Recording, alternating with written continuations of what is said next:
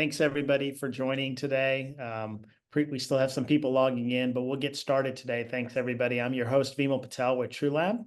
Today, we're going to kind of walk through, I hope will be an incredible journey for all of you guys, but also perhaps an emotional journey as we hear some direct real life stories from these individuals who are friends and family members of patients who have faced some incredible, difficult treatments and trials.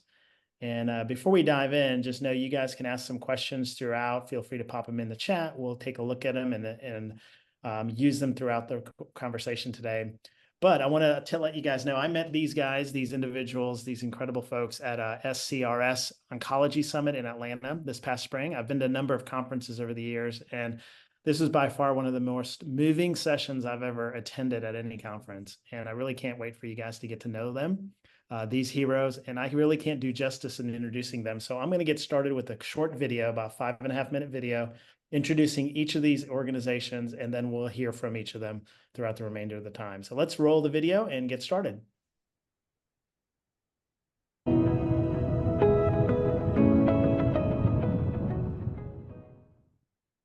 The Mighty Millie Popsicle Project began as a truly authentic project to our daughter Millie.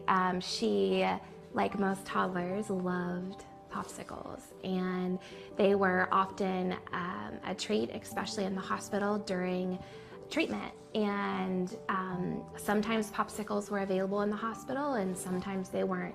And we later learned that this is because popsicles on the oncology floor are really reliant on families to donate them to supply for the children. And so when we learned that, we committed as a family that the freezers at our treatment centers would never go empty again. And we started donating popsicles. Shortly after Millie passed away, our family decided to donate popsicles to the Children's Oncology Unit at AFLAC in Atlanta. Popsicles in the oncology and radiology units at hospitals are important for many different reasons.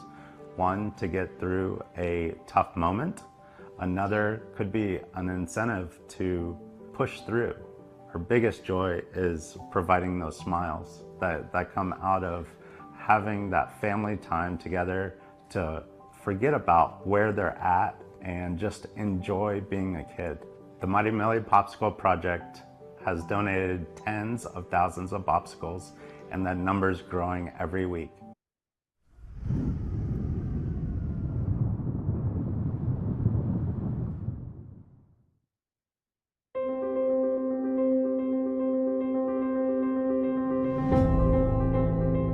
What if I told you that a shoe could tell a story? That its sole has a soul? That its heel could help heal? And has a tongue that could truly speak? Project Outrun shoe story started with the gift of one pair of shoes to 3-time cancer survivor Kylie Rose Jacobs, and a simple text that read, "When Kylie outruns cancer, she has to have the right shoes." Kylie and her parents' response to that gift was so powerful that it inspired my wife and I to go to our local children's hospital with our Christmas cash and an idea how to empower kids down their recovery road. My name is Andy Shepperd, and I am the founder of Project Outrun. Project Outrun is an organization that strengthens and empowers kids and their families as they battle pediatric cancer. With the help of custom shoes, plus Project Outrun's signature swag, we join teams of families in the fight, making kids feel, I'm too quick to be sick, and I'm not sick but my shoes are.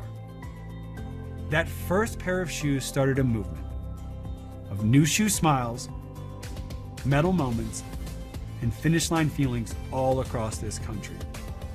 And we're getting faster every day. We believe that sport can empower, unite, and heal.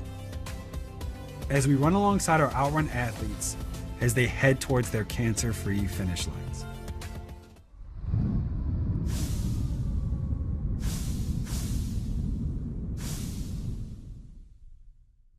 Hi, my name is Oliver and I have leukemia.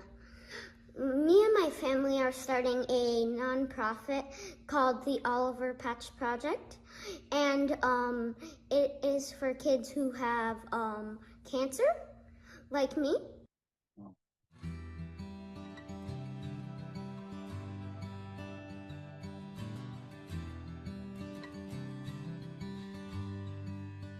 Hi, my name is Brian Burkhart. I'm Oliver's dad and the co-founder and executive director of the nonprofit organization, the Oliver Patch Project.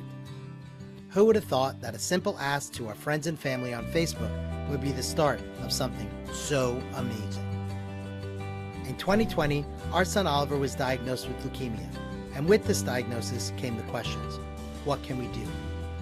To be honest with you, we had no idea. Figuring most people had a random patch laying around, we hoped the simple ask to send a patch would encourage Oliver to get off the sofa for a quick walk to the mailbox. And well, within the first month, we received over 2,000 patches. We sewed these patches on Oliver's jacket, our family's jackets, and this became Oliver's suit of armor, our family's battle gear. There was nothing stopping us. As he walked down the hospital halls, people would ask Oliver about his jacket, and with his head held up high, he would answer, "I have leukemia, and these patches were sent to me by people who love me." He was empowered. One day, he turned to us and said, "I want to make patches for other kids." And this was the beginning of the Oliver Patch Project.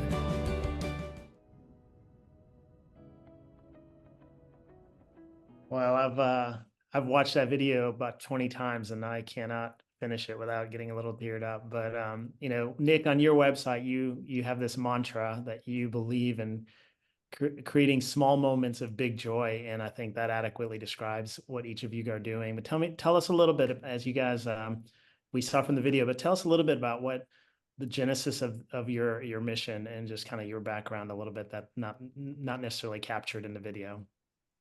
Yeah, so I'm going to start. So my name is Andy Shepperd, and I'm the executive director and founder of Project Outrun. We are an organization that utilizes the power of sport to help kids heal through custom kicks and Project Outrun signature swag. As you saw in that short video, it started with the gift of one pair of shoes. I actually have those shoes with me. These are the first pair of Project Outrun shoes ever.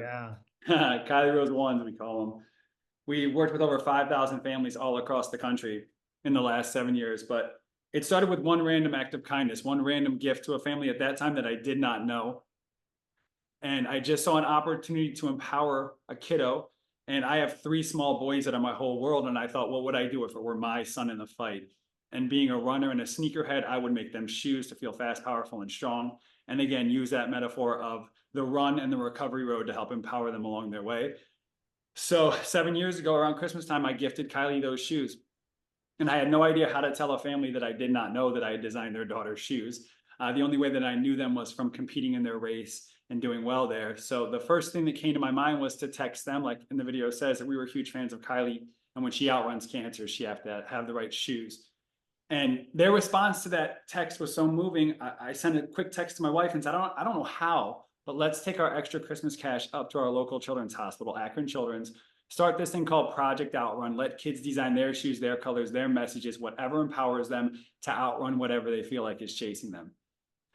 And I come from a world where I believe that thought to action is a very small space, right? And I try to teach that to my kids. So in my mind, I thought I had a thought, I'm going to turn this to action in a second. Fortunately for us, you can't just walk into a hospital and start giving away shoes. So it took me 4 months to actually get into the hospital at Akron Children's. And I remember being so overjoyed and so honored that we finally had gotten into a hospital system. And now we work with over 150 all across the country. But that first hospital system was such an uphill battle. So the first night that we got in there, we were ready. We went with our laptops and our iPads. And I built out that metaphor of the run and the recovery road to give these shoes context to all kids. They made sense to Kylie because she had a race, she had a run, her family was runners. But would it make sense to all kids in the fight? So we went up there, all of them got a Project Outrun bag. They all get a Project Outrun shirt like they were going to a race. So these are our outrunning across America with the I'm not sick, but my shoes aren't faster every day on back. They all got a really cool medal to wear to celebrate a small goal, a big goal, whatever they thought. And the most important part was they all got this finish line, because I told all of them, look, your shoes are free. My wife and I are going to take care of those, but you got to make a goal. Big or small, I don't care. You ate your broccoli, you walked your dog, you held the door for your brother or sister, you're cancer free. Make a goal, because we really do believe in staying in the moment, staying in the mile, and getting faster every day. And I had no idea if I was going to be able to do this. I don't have a child with pediatric cancer. This wasn't my fight until I took one step into that hospital and realized that this was my space and these were my families, and this is the fight I'm fighting.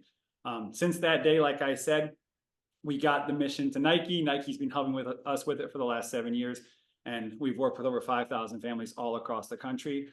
We're about new shoe smiles, medal moments, and finish line feelings. These shoes are just the piece, the engagement piece that allow us to join your team, to be a part of your fight.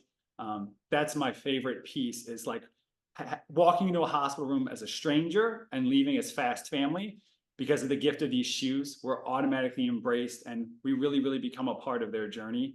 I want to share just one quick journey. We write shoe stories every day, but we have one that's really special today. We have a local kid whose name is Mick. He's a young adult. He's a leukemia survivor. He just rang his bell yesterday. Do we have a picture of him? That's my guy, Mick. Okay, so not only is Mick all of the things and like just pure joy, but he really took this Outrun mission and message to heart. So much so that through his treatment, he has become a runner, and he just competed in the Special Olympics 200 meters for the state of Ohio, where he finished first. And also he ran his first 5K at our Faster Everyday 5K Festival and Fun Run 2 weeks ago. And this is just the thing about this family, is this is a family I talk to all the time. His dad, Mike, like, that's what it becomes. It's so relational, the work that we do. And what we're just trying to do is join as many teams as we can, be a part of the awareness drive in this country for pediatric cancer. Everybody believes that pediatric cancer won't affect them, or maybe it won't come into their circle. Unfortunately, it probably will. And when it does, we want to be there to help. We want to be there if you have, and anybody that's listening to this or seeing this, if you have a family that is battling pediatric cancer, come to the Project Outrun website, projectoutrun.org. Sign up. We take applications every single month. We would love to join their team and see them across that cancer-free finish line. So I'm going to pass it off to Nick, and so Nick can talk a little bit about what he does. And the three of us really, we found each other, and all of our projects kind of work so seamlessly together, but we're all about the same thing, which is finding real solutions for our families. Thanks, Andy. Yeah, thanks so much. Just love Project Outrun and Oliver Patch Project so much. The Mighty Millie Foundation started in honor of my daughter, Millie, and I get to talk about her every single day, even though she's not here with us. And that's, I would rather have it so different, but this is the path we're on. And so we want to make a difference in the hospitals where children are receiving treatment. And so when Millie was diagnosed, it was like the start of COVID. No one had any idea what was going on. And I mean, I'm talking like May, June of COVID. So we did everything we're asked to do: chemo, radiation. We did proton therapy extensively. And unfortunately, it was at the base of her skull, so it was inoperable. Through treatment, it was working. And in November, we had clear scans. And then a few weeks later, we started getting more symptoms. And then it confirmed in the MRI that the cancer was back and that we didn't have much more time. And so with that, we just did everything in our power to give us the most life for Millie. And we did that with all our heart. And at what would become the last visit to the hospital, we needed a popsicle because Millie had thrush, she had mouth sores, she wasn't eating a whole lot. And unfortunately, that day, for whatever reason, the freezer was empty. And we found that so unacceptable. 7 days later, she passed away. 3 weeks after that, I ordered 400 popsicles on Amazon and had a friend deliver them to the hospital and said never again. And so from there, we supported our local hospital where we had treatment, and then we expanded to their sister hospital, and then where she received proton therapy, we bought them a freezer so they could have something when these little kids get out of radiation. Most often they're sedated, and so that's a daily sedation for often weeks. And so that's just one thing to look forward to now that the Mighty Millie Popsicle Project has been installed. And so as we started doing this, we found an alternative to the sugar filled, dye filled popsicles.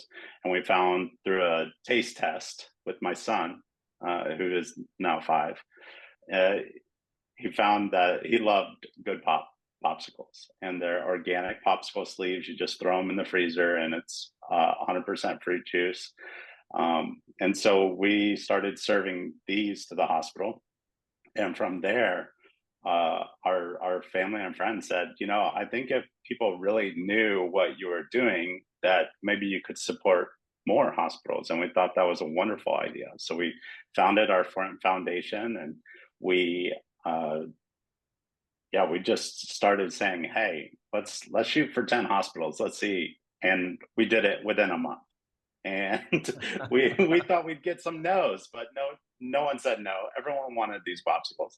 And so we had to hit the brakes. We had to ramp up our operations and partner with amazing people at Good Pop, an amazing fulfillment partner here in Atlanta. Atlanta Bonded Warehouse, and we now serve over 115 hospitals with popsicles to their oncology and hematology units, and we're just so thrilled to be able to make a difference for these kids and for the parents.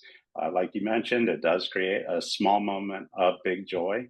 It can help the parents talk their kids through those doors with confidence that there's going to be a popsicle waiting if they so choose. So that's our hope. Thanks so much, Nick. That's such a moving story and sad, but just amazing what you've done with that to help so many other kids. So, Brian, thank you. Thank you guys for both sharing. I'm always love hearing both of your stories, and Nick, your story really hits me hard. Similar to Nick, my son Oliver was diagnosed with leukemia, and as parents, we were totally, no one thinks this would happen to you, right? So, we realized when they did tell us, my wife and I, we cried 10 minutes, and then that's it. Let's pull up our big boy pants, and we got to go at it, and I knew for us that the only way that we can go at it is, well, for me, was to focus on something and not, the first time I went to bed at night and closed my eyes and started to think about the reality of not knowing, right? I couldn't breathe, and I was like, I can't do this. So, we needed to think of something. And we found ourselves, same with Nick, COVID just started, May, June area, same time. And when we weren't at the hospital, we were on a sofa. We wanted, our simple thing was, people asked what they could do. We didn't know. It was very, very uncomfortable to receive anything. In hindsight, we needed that, but we didn't know it. And I was there. Oliver and I used to go yard selling. We collect pins and patches, and he already had a jacket. I had a jacket, something we did together. We couldn't do that anymore. And I was sitting at my desk one day, and I opened a drawer, and I saw a bunch of patches in it. I was like, oh, that's great. We can just, I remember getting something in the mail from my aunt, sent me a piece of Juicy Fruit gum when she moved to California when I was little. And I would always go to the mailbox and wait for that piece of gum, She sent that every 2 months, but I still went every day. And I was like, man, if we can create that anticipation there, to, have something tangible being sent, I was like, oh, we'll just put, so just to our friends and family, we said, just send the patch in the mail. We figured it was COVID. People can put a patch in an envelope with the stamp. They don't have to see anybody. And, and again, we got 2,000 patches in a month, and it kind of started with that. So our program has grown to, we're in over 256 hospitals, and we have thousands of kids nationwide. And that was pretty much in the pediatric oncology space, which is the space that all of us have been in. From there, we found that our experience is that we would start going to hospitals and do, like, we're very art centric, so we do a lot of events. We found a lot of other kids are very, very sick, but don't have cancer. Mm. We also found a lot of cancer kids get a lot, and a lot of kids don't. And that's why we came up with, that, and coupled with, you watch the news and it's all sad except for today's National Donor Day or National Bring Your Dog to Work Day, And we're like, what makes a national day? We were granted, out of 25,000 applicants last year, a National Patch Day. And that's a free 365 initiative that can support any child that's sick, that's dealing with mental health issues, or that's within a clinical trial. For us, we really just wanted to create something that was a 365 free initiative, and again, like all of us, all of our programs are free. And it's free, but and it's reliant on funding, where we get it from. National Patch Day is sponsored by the people that sponsors the patch that makes them available.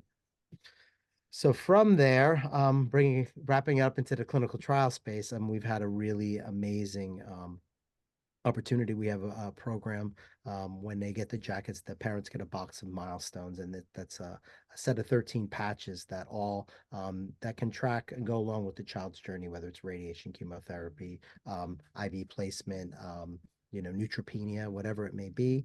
And you know, we've since then have come up with a program that basically works within, it's a global clinical trial, support retention industry words, program. And what it is, it's to unify any child going through a clinical trial through a series of patches along their way. So if it's a 20-week study, they get a box of 20 patches. If it's a 30-week study, they get a batch of 30 patches. Every patch has a QR code that leads to an animation. And this is something that we launched in February, and we have it now in 19 countries and multiple sponsors. And the interesting about this is, we've had such really amazing support from, whether it's from Leukemia Lymphoma Society, American Cancer Society, Bristol Myers Squibb, Moderna, Pfizer, and I'm not it. What I'm saying is that I know when we brought this program to the sponsors, that it was very important that this program unifies any child in a clinical trial. And I said, I know I'm asking everyone getting in the sandbox together, and you know what? Everyone is. And there's something really beautiful about that, the community that is coming together. You talk about patient centricity, you talk about community, you talk about when you have a pediatric study, you're not only dealing with the patient, which is the child, you're dealing with the siblings, and you're dealing with the parents. And you need to provide that support and love from the beginning. I think all of our programs provide love and support, and that's really the focus of everything we do. And to do it in a way that is that's not a burden on the parents. We know what a roller coaster ride this all is, and for us, our number one goal is to just be there for these families. And Andy joined the team, and Nick provide this much needed comfort. So Yeah. What we do. No, absolutely. I mean, you guys, it's amazing to hear your journeys, what it took for you to get involved in these things that are very heavy things. But, what's it like? What would you like for people in the audience to know? What's it like?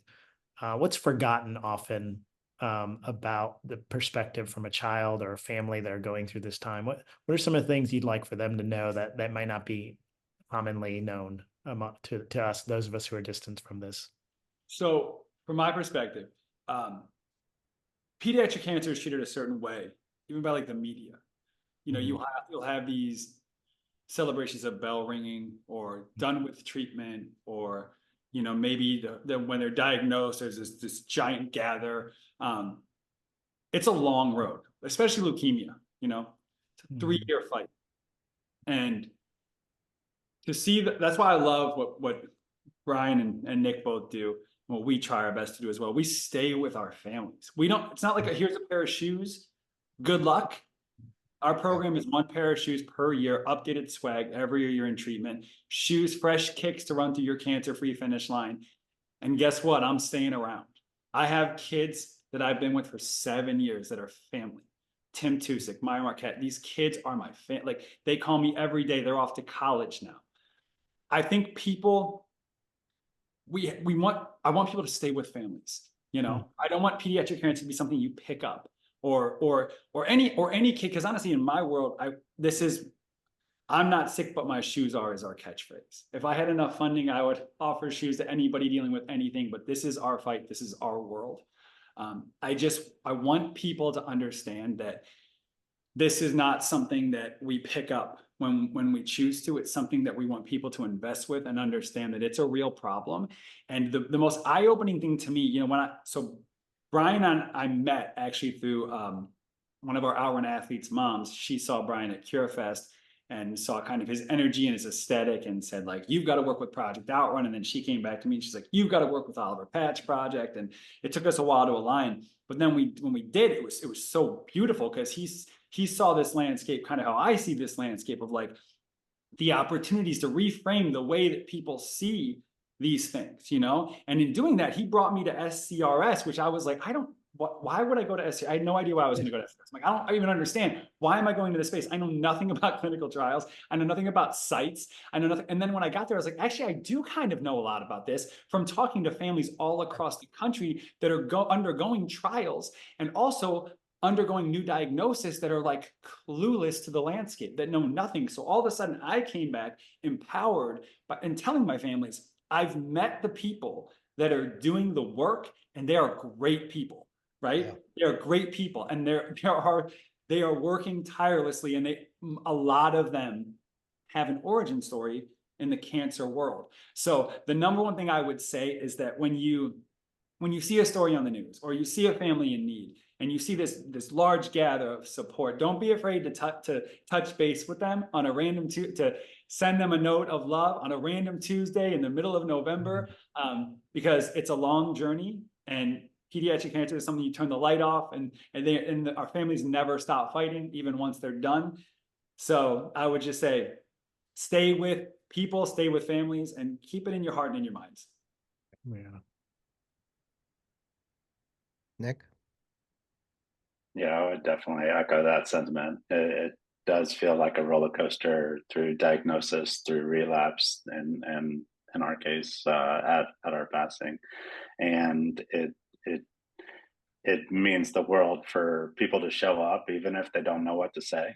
I mean, I tell people, speak from your heart. Don't rely on cliches. Just speak from your heart, you know, and that's been the most meaningful thing for us is for people to stay involved, stay engaged, and talk to us on that random Tuesday for seemingly no other reason other than they're just thinking of us. You know, and I think to tag on to what Nick said, I think the worst thing you could do is not say anything. And you know, you have a lot of, I don't know about you guys, but some of our closest friends that we knew just dropped out, and not because they didn't love us, because they were afraid of saying the wrong thing. But saying nothing, that's the wrong thing, you know, and it's hard because you would think it's the exact opposite. You know, I remember, you know, it's funny because I met Nick at CureFest as well. So we realized that it's like the CureFest connection with all.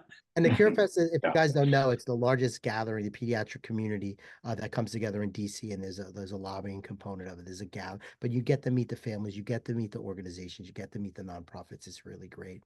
You know, and Nick told me his story when we met, and I remember we were sitting by the elevator, and he told me his story, and I told him, I was like, I have no idea what to say to you. And this is the hardest situation that I could possibly be in, and I'm sorry. Like, I don't know what to say. And I think because of that, Nick and I connected, because he was like, thanks, that was honest, you know? And I think, you know, really it's support, it's continued support. I mean, I think also with trials, you guys are in a hard situation because you're there. You don't really know your patients. You don't really know, you know, they have one kid in Texas and one kid in Turkey, you know? And I think for us, what's really great, and what we were really surprised, like doing SCRS and talking, is like so many people there was like one of the first time they actually heard a story. And Andy and I, we talk about this all the time. Like that blows our mind because the impact you guys are making is huge. It's really, really huge, and I think also with our community, like the families, the parents, they're clinical trials. They're like, until you're faced with being in one, that's people are very scared. You hear that we're talking in pharmaceutical, with the pharmaceutical like clinical trial, and they're like, what pharmaceutical? Like they Yeah. have no idea, and I think for us, we want to be ambassadors and kind of make sure that people have a different understanding, an understanding of the truth of what it is, and I feel, like we have a wonderful like starting the Pediatric Cancer Awareness Month, which is the September 1st and 8th, we have a giant billboard on a NASDAQ sign in Times Square about this and about bringing in awareness there, and awareness for all of, what we're doing and the impact that we're making. And it's not something that goes away, right? It just Yeah. switches people that it's affecting. So, I And think, I think that piece too, where we're taking like that was an education for me going to SCRS. That was like enlightening and eye opening, and taking that back to my families was just, it was empowering to me. And to talk about some of the things they talked about there of like trials is not necessarily a last resort. Like if you're not at time of diagnosis, if you're not talking about trials, you're doing yourself a disservice. Like, and when we're working, like I see the difference between frontline leukemia treatment in San Diego versus Sandusky. Like I see it, and I'm like, the standard of care is not necessarily out there. The options available, the access to these things is not necessarily available. And I love saying to a family, like, look, I'm not, just do the due diligence. Like I'm never going to give them a recommendation about treatment, but I am going to tell them information is your friend. And yes, I'm telling you, yeah, learn as much as you can, go to your local groups that are advocates for you, and do not just necessarily take standard of care. Do the work, because the parents of the patients that are the greatest advocates for their kids generally have a better outcome. And it doesn't always work that way, but you have to know everything. And I feel like an ambassador to the clinical trials of the world, and to say like, these are not a last resort. You need to know what's out there because you never know. Yeah. No, I'm reminded Yeah. of, I think another one of your mantras, Nick, on your website is, we believe no parent should hear, I'm sorry, but the science is just not there yet. Ugh. And what would you guys say to the guys on the call, the men and women on the call today who are working, who are distant from your stories and often forget the real people that are impacted by this? But what would you say to them, as your experience of going through this, as they try to come up with the science that no parent should have to eventually say that? Yeah, I definitely uh, advocate for families to get more information, especially when stuff isn't adding up. When the doctors are confused or they don't know, you have to keep pressing, and in a lot of cases that does lead to a trial discussion at some point. And I love to tell people, like, trials are the science of tomorrow. We if these are as far along as they're being discussed as options, the trials themselves have passed so many rigorous things to get that far. And so uh, learn everything you can, like Andy was saying, and just be open to it, because a trial is not a last resort. It can also be helpful in navigating your story. and that, I think that the people in the industry that's working on this day in and day out, you guys are making a difference. You're making a difference, and I think you need to know that, and I think you don't hear it. So we're trying to figure out a way that you can hear it, because I think that that's going to make all the difference for everybody. So that's my thoughts. And it's about that hope, that's really like, to us, the healing is in the hope. And, these families wake up every single day uncertain, so much uncertainty, so much doubt, so much worry. And anytime that I talk to them, I tell them, try to focus on the hope, right? Take that energy and put it in a good place, because there's good people that are looking for solutions. to see you to the other side of this. And I want you guys really, you do yourself a service by looking at our website, looking at Nick's website, looking at Brian's website, investing in those stories of kids overcoming the odds thanks to the work that you're doing, of kids on the other side living the lives that they should be living. You know, that's when I see my Outrun kiddos that I've seen, you know, in a 3-year fight, lose the ability to walk out running a race. It's one of the most beautiful things that ever was. And it's because of the science that has been developed by the industry that these kids are able to go back doing what they're supposed to be doing, which is being kids, you know? So we will bring you those stories, but also find those foundations that are telling those stories and are sharing those stories of hope, because that's why you're doing the work. Yeah. Some of the people on the call are actually people who design some of these trials. They actually put together the protocols and the steps and the sequences and what does that look like? Tell us a little bit about from your perspective and your experience, like what's it like to go? They're never probably interacting with anybody who's actually gone through one of their trials, because by definition, they're separated from that. What would you tell them about what it's like to go through one to the degree you have experience in that? So I'll take the lead on this. So I think it's biallele. I'm terrible at I believe that's the leukemia front line that they used to use, right? So that was for us. I can't even begin to tell you how many parents would ask me when I was calling them, have you heard of anybody that's done the biallele as frontline, and have they had success with it? And we had like multiple families, especially a family here locally, 3-year-old Henry. He wore his pack. He called it his Iron Man pack. He's now at 3 years cancer-free, doing absolutely so well.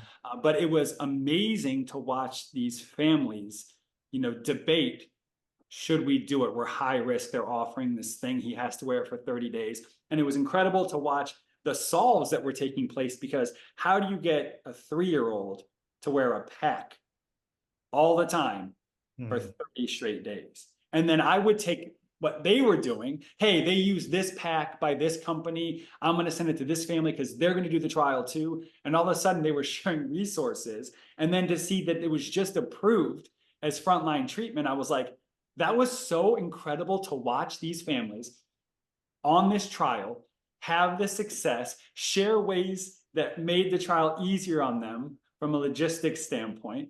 And then to see that then be approved for now, I'm like, that was one of the coolest things ever. And to hear it from families and pieces and pockets all across the country of like, I was like, this is amazing. So that's really my favorite kind of clinical trial story. Yeah, that's awesome to see it all the way through too. You know, that's really phenomenal success story. I will say, as a parent, like it's all about the logistics, and it's the emotions, and it's, you know, Amelia was a toddler. There's babies, there's teenagers. You know, how do you address these different age ranges? And you know, we did not enter into a trial. However, we were presented a few, not as many as we needed. But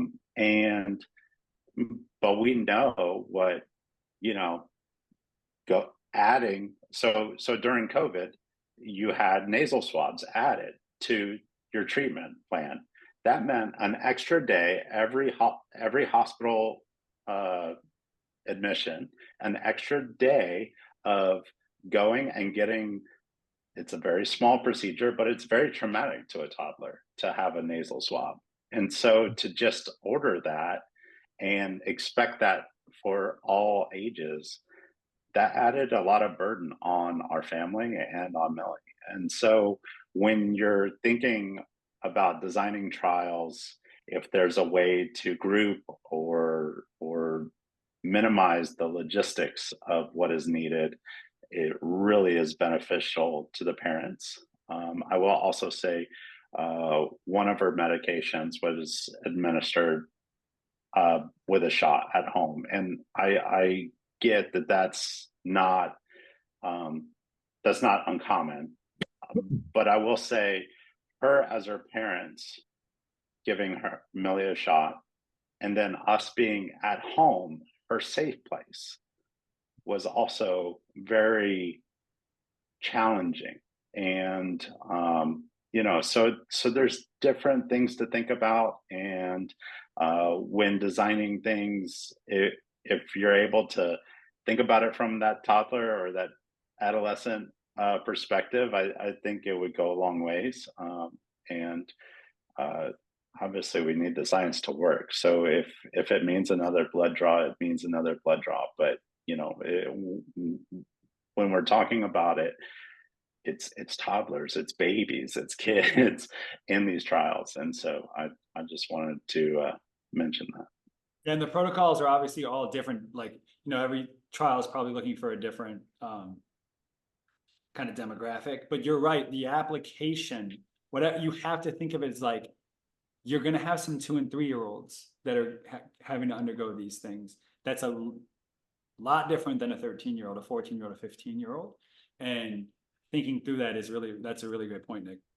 Yeah. And, I think, listen, my son is here because of all the trials that they did 40 years ago, right? And now with all this new things, I mean, that's going to be a thing of the past with all this CAR T development. And I mean, it's really a very, very exciting time on the front for many of us, and especially as a parent. But I'll be honest with you, the most traumatizing thing, and I think with Nick, he hit it on the head, was the needles, the blood draws, the lumbar punctures, the like all this stuff like that wasn't necessarily these kids, it's not what meds they have to take.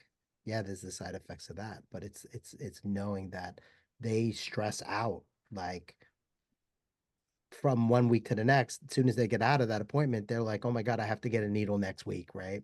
So certain things like with Emla cream or this like numbing lidocaine cream, like, and things like that you learn, like, oh, put it on an hour before, you feel nothing. Then all of a sudden port access is nothing.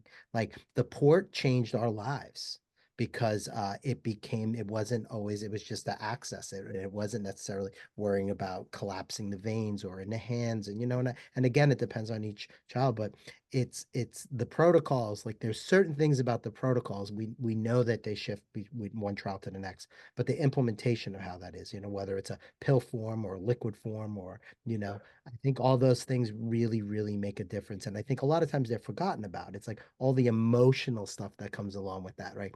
That I think is the bigger, and I think why we all have programs of support and love. I mean, I think from a scientific perspective, they're always like looking at the analytics of how things go and how things run. Tell me how you could put analytics on love and support. Yeah. But you talk about the patients. You talk about the love. You talk about the making sure you keep people within the retention or within the. When I think about retention, I think about here's something, and I'm afraid that it might leave me, right? Instead of, hey, here's something, like I want to make sure that it wants to be involved and wants to stay and they're part of this whole process. And I think when you start to look at that and you really start to match up what you're saying to understand it, it's not all about analytics. Like, and I think everyone, you need to know that it's that love and support. What we're doing for our warriors is allowing them to be receptive to your trials, because we're providing that love and support that they need and is 100% essential scientifically. Yeah. That's why it's this, when SCRS, when they started telling me some of the pillars of what they were trying to do and like eliminate some of these gaps and more about collaboration and partnership and, having like a more robust and 360-degree view of all of it. Like that's when we came in, I felt like, wow, they do the same for us. Like it's a balance. It's like, we all work together so seamlessly. And then it's a wraparound effect of the emotional piece of it matched with the science piece of it. That's when you start to see incredible results, because any doctor would tell you like the mental component of healing is so important, important. So it's just been really eye-opening for me to say like, oh yeah, these worlds, we do need to communicate. We do need to share our stories. You guys need to see these stories of success. You need the color and the context behind the data and the analytics, because we work so well all together and we're all in the same world of helping these kids and families heal. Yeah. Yeah, and on that note, let's transition to, well, one, let me remind the audience, these guys would be happy to take some questions. If you have some questions for all of them or any one of them specifically, pop them in the chat. We'll have a few minutes at the end to kind of get to some of them. But before we get to those questions as they come in, how could the people on this call, how can individuals, as individuals, get involved in what each of you are doing? Can you share a little bit about that? Yeah, I'd love anybody that could go to our website, projectoutrun.org, do a deep dive, learn more about our organization, watch some shoe stories, see the project in action, see some of the design labs that we throw at pediatric cancer hospitals. You know, there's a donation link. We are flooded with applicants every single month. We have to close our portal every single month because of funding restrictions. Every single month, we're actively working to keep that portal open. To do that, we need as much help as possible.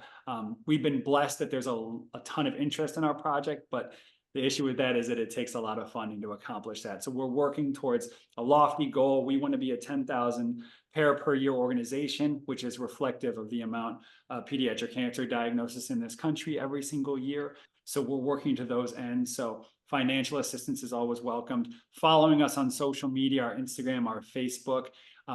We have a shop if you want to buy some swag to wear around your city or your company. And just, again, awareness is everything to us. Awareness is the piece. We are an empowerment and support organization, but we always say that, you know, these shoes drive awareness. Awareness drives funding. Funding drives research, and research drives solutions. And I think that's where, you know, Nick and Mighty Millies comes into the picture of they're actively working. They're also a support organization, but they're in that research piece. So Nick, would you want to talk about what anybody could do for you? Yeah, absolutely. I mean, I want to echo go to our website, check us out, follow us on Instagram, because that's how we get our message out there. And we need people who are not childhood cancer parents in this fight with us.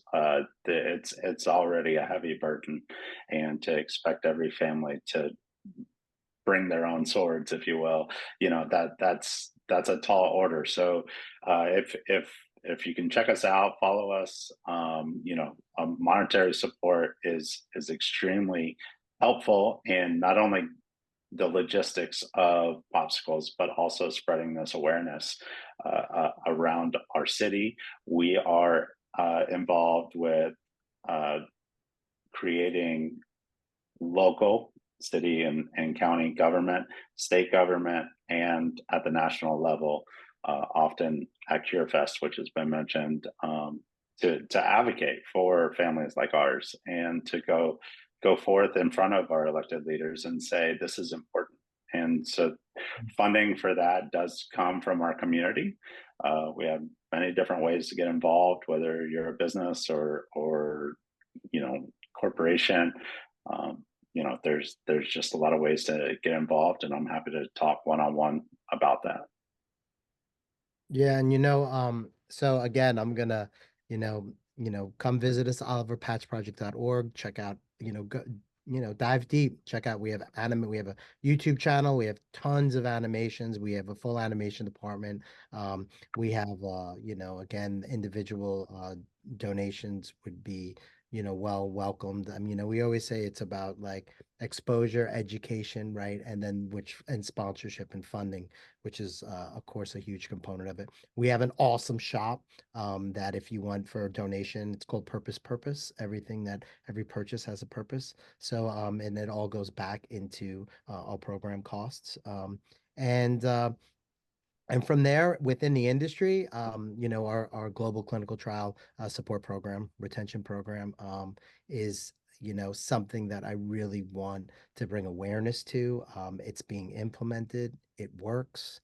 It's IRB ethics, everything's all been worked out with it. And, kind of just reach out. I would love to, for any of us to have an opportunity to have a conversation is an opportunity that another door can open, right? And that awareness, even if the conversation, not that it has to go somewhere, but that is all really important to us, is making sure that the word gets out about what we're doing. And I think I can talk about for everyone here, our number one goal. If you know a family that is going through this, please tell them about us.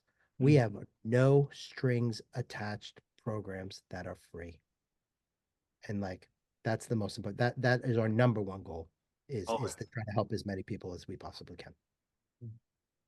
That's great. And we'll be sending out these links for each of you to kind of get directly to these organizations.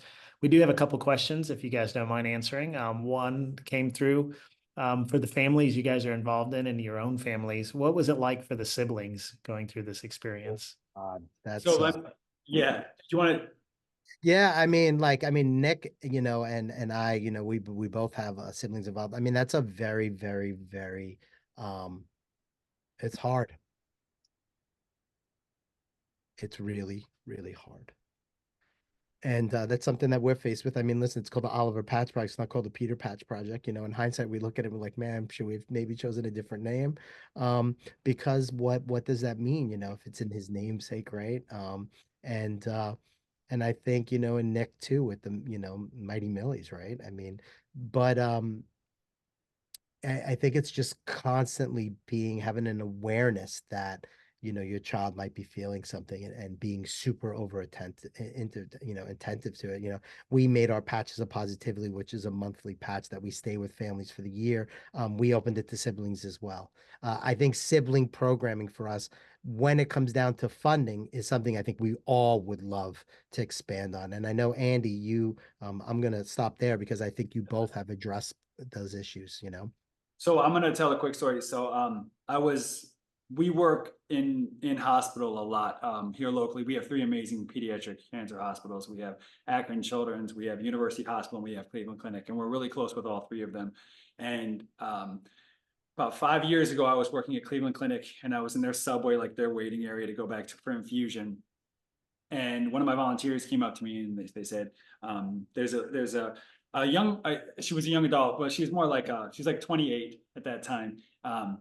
Cleveland Clinic is amazing. They really will, they'll give you, they'll prolong life. Like if you have, they're not afraid to take on hard caseloads. Like it's amazing to see some of the work that they do up there, and they'll try everything they can, So Lauren was one of those cases. She had been everywhere. She ended up at Cleveland Clinic, and she was sitting in this subway waiting area, and I was working with this other family, and she was watching, and I walked up to this family and I introduced myself, and I was talking to the patient, and then I turned to the patient's sister and I said, "And what is your name?" And the patient's sister said, "I'm patient's sister." And I was like, no. I know you're her sister. What is your name? And she's like, "Well, everyone just calls me her sister." And I was like, "Well, I'm not going to call you that." And I'm like, "I need to know your name." And she told me your name. I shook her hand. I looked in her eyes and I said, "It's really nice to meet you." I didn't realize anybody was watching this, but Lauren had been watching this entire thing. So my volunteer says, there's a young adult, we'll call her, or an adult actually, that wants to talk to you. Her name is Lauren, and she's in this room. So I walked in, and Lauren said, I watched you in that subway waiting area, and I just thought that was amazing, the way that you interacted with the sibling, and it got me thinking, like, the siblings must feel so unseen. And I was like, yeah, they do. And I'm like, it's really tough. But I said, we don't really have the funding. It's hard enough to drive the funding that we need for our active treatment kiddos.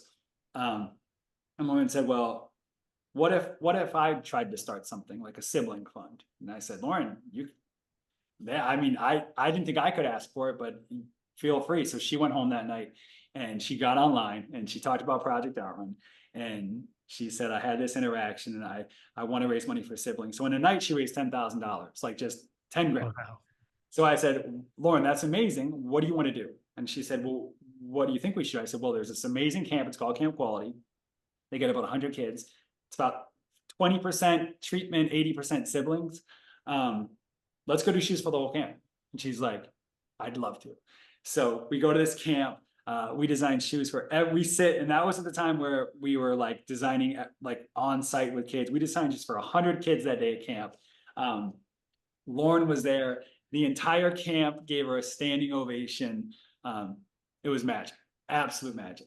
So Lauren knew that she didn't have a ton of time. She knew, she always knew. And when her time was getting short, she called me. And her biggest fear was being forgotten. And I was like, "Lauren, you're never going to be forgotten. I won't let you be forgotten.